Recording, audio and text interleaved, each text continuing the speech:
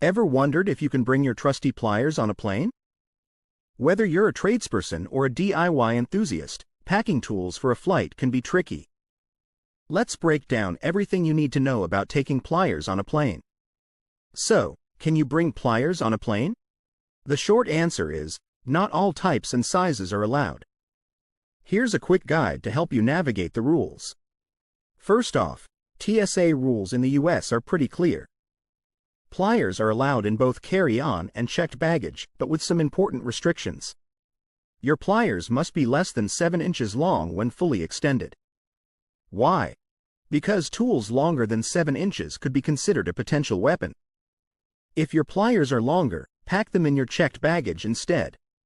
Next, ensure your pliers don't have sharp edges or points. Tools like needle nose pliers or wire cutters with sharp tips might not make it through security if they're considered too dangerous. What about multi-tools?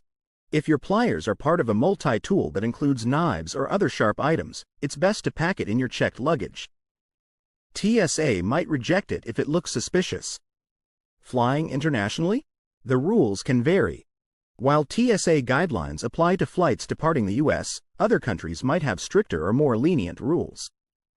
For example, the UK bans any tools in carry-on baggage, no matter the size. Got more travel questions?